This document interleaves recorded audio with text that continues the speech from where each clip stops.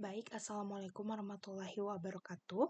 Perkenalkan, nama saya Anissa Syabania Arifah dengan NIM 3022. Pada kesempatan kali ini saya akan menjelaskan mengenai simulasi yang saya buat, di mana saya membangun sistem pengendalian kecepatan kipas otomatis berbasis fuzzy logic controller dengan metode Mamdani, di mana simulasi ini saya buat untuk memenuhi tugas dari mata kuliah pemodelan dan simulasi yang diampu oleh Ibu Desta Yolanda.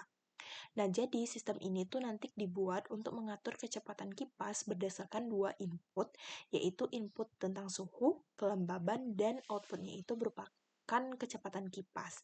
Nah, tujuannya yaitu kipas ini bisa diatur secara manual berdasarkan suhu dan kelembaban tanpa intervensi manual.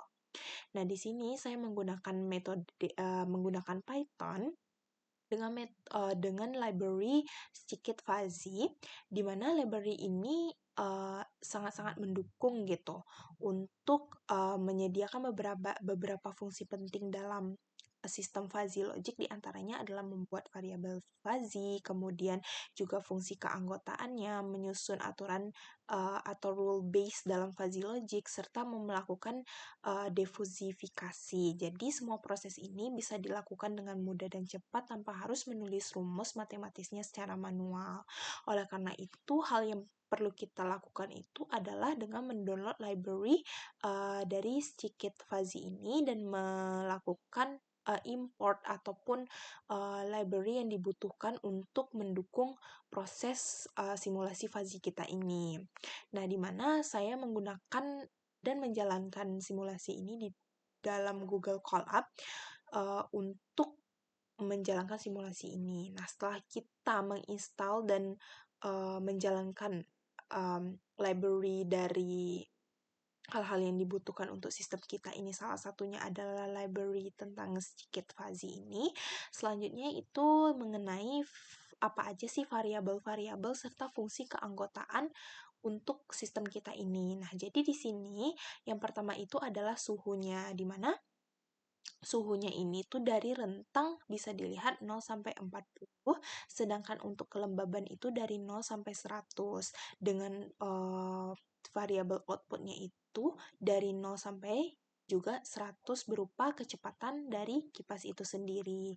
Nah, jadi untuk setiap variabel ini kita akan dibuat lagi tuh 3 himpunan fuzzy-nya.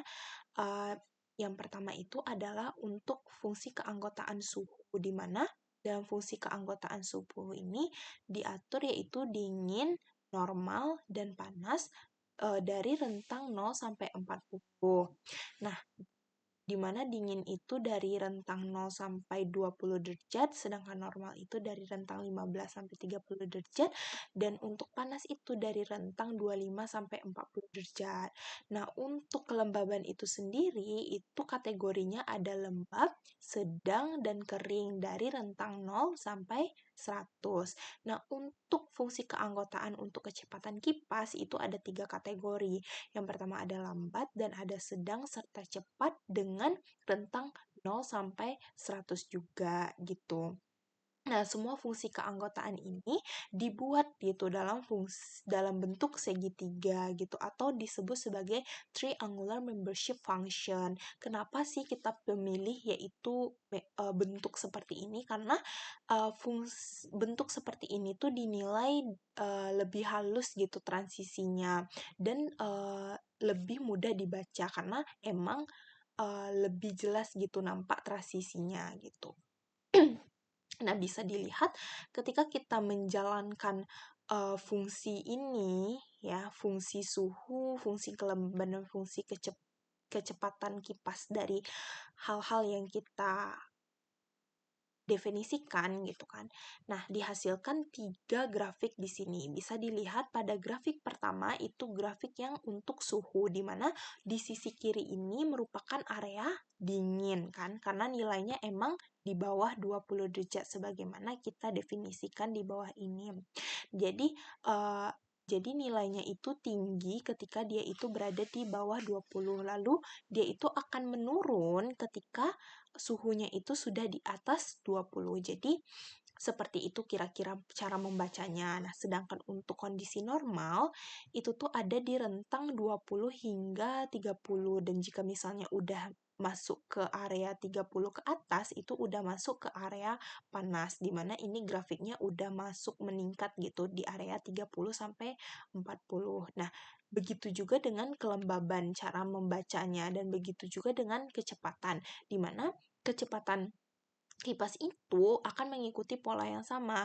Nah, ketika dia itu berada suhunya, jika misalnya apa eh, kecepatan kipas itu dia itu bisa lambat maupun cepat sesuai dengan kebutuhan sistem, di mana sesuai dengan kebutuhan dari suhunya itu. Jadi kalau misalnya dia suhunya itu emang di area kiri seperti pada irisan dua suhu dan kelembaban ini, maka kecepatannya juga akan semakin lambat. Dimana kan tentunya jika misalnya suhunya itu rendah gitu kan, dan kelembabannya juga cukup gitu, berarti kan kita tidak perlu menghidupkan kipas gitu. Oleh karena itu, di area sini lebih lambat, begitu juga dengan area sini lebih cepat, dimana ketika suhunya itu meningkat dan irisan juga kelembaban juga meningkat, maka juga kecepatan untuk kipasnya itu untuk mendinginkan atau cooling sessionnya itu juga akan meningkat. Seperti itulah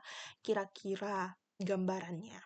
Nah, setelah itu, kita akan mendefinisikan yang namanya adalah 9 aturan fazi, atau tahap ini disebut sebagai rule base gitu, di mana ada 9, dan kita menggunakan yang namanya fungsi if dan del. If dan then, di mana jika misalnya suhunya itu dingin dengan kelembaban yang lembab, maka kecepatannya akan lambat. Nah, jika misalnya suhunya itu dingin, kelembabannya itu sedang, maka kecepatannya itu akan lambat. Nah, jika misalnya suhunya panas dan kelembabannya jika suhunya itu panas dan juga kelembabannya kering, maka kecepatannya akan cepat. Nah, jika misalnya suhunya itu normal dan kelembabannya itu sedang, maka kecepatannya akan sedang. Nah, aturan-aturan seperti ini sebenarnya adalah aturan yang memang mengikuti cara berpikir manusia gitu. Karena kayak ibaratnya itu saat manusia menyalakan kipas, nah beginilah kira-kira rule base-nya gitu. Nah, intinya kalau misalnya dingin dan lembab, ya artinya kita butuh ngatur kipas yang pelan saja. Nah, kombinasi seperti inilah, dan jika dikalkulasikan secara bersamaan, maka ini disebut juga sebagai metode pendekatan atau metode Mamdani gitu. Nah, setelah semuanya itu dibuat ya, nah kita akan menggunakan yang namanya uji coba atau simulasi kondisi gitu. Di sini saya menggunakan 3 kondisi. Ketika suhunya 20 dan kelembabannya 40, itu disebut sebagai case yang normal. Sedangkan untuk suhu 20, sedangkan untuk kelembabannya itu udah 40, artinya udah masuk ke case yang panas ke sedang. Sedangkan untuk suhu yang 35 dan kelembaban 80 itu udah masuk ke case yang namanya panas dan kering. Nah, ketika kita semua compute gitu semua case-nya, alhasil kita mendapatkan kecepatan kipas dari untuk masing-masing case-nya. Dimana pada suhu 20% dengan pada suhu 20 derajat dan kelembaban 40 derajat, kecepatan kipasnya itu hampir di 40% gitu. Sedangkan untuk suhu 28 dan kelembaban 40%, itu kecepatan kipasnya itu atau hasil defusifikasinya itu adalah 50%. Sedangkan untuk suhu 35 derajat dan kelembaban 80%, itu hasil defusifikasi atau kecepatan kipasnya itu mencapai 84,4%. Nah, untuk simulasi gambarannya itu seperti ini. Kita bisa melihat bahwa ketika suhunya itu mencapai 20 derajat, artinya kan di bawah 20, dan juga kelembabannya itu di sekitar 40%, berarti irisannya sebelah sini kan. Berarti ini tepat ini dengan menyalakan kipasnya di antara 39,8. Artinya kan irisannya itu udah hampir di sini. Berarti ini sudah tepat gitu.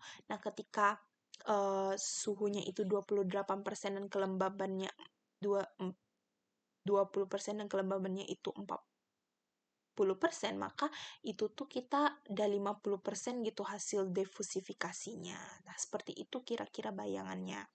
Nah, sekarang kita mau nge-analisis nih, selain kita menganalisis menggunakan 3 test case-nya, kita bisa juga menganalisis dengan menggunakan visualisasi permukaan. Nah, dengan menjalankan kode tersebut, dapatlah hasil seperti ini. Nah, maksudnya itu seperti apa sih? Nah, jadi sumbu X ini menunjukkan suhu. Sumbu Y itu menunjukkan kelembaban, sedangkan sumbu Z ini menunjukkan kecepatan kipas tersebut. Nah, kalau kita perhatikan, yang paling rendah itu adalah berada di sisi kiri bawah, yaitu ketika suhu masih rendah dan kelembabannya tinggi. Nah, sehingga kipasnya itu pelan gitu. Nah, semakin kita bergerak ke atas kanan atas, maka dia akan semakin menanjak, di mana hal ini sesuai, di mana suhu itu semakin tinggi, ya, ketika suhu semakin tinggi dan juga kelembabannya semakin menurun, maka kecepatan kipasnya semakin menanjak gitu. Nah, itu artinya adalah sistem ini dapat menaikkan kecepatan kipasnya itu sesuai dengan kebutuhan dan juga secara bertahap gitu. Nah, dari hasil ini kita bisa melihat dan menyimpulkan bahwa sebenarnya dengan menggunakan simulasi kipas otomatis menggunakan metode Mamdani ini memberikan hasil yang benar-benar kayak realistis, halus, dan juga benar-benar mengefisiensikan energi dan juga sesuai gitu untuk menghindari yang namanya keambiguitasan. Mungkin sekian dulu penjelasan mengenai simulasi kipas otomatis berbasis fuzzy logic controller. Maaf atas kesalahannya. Terima kasih. Assalamualaikum warahmatullahi wabarakatuh.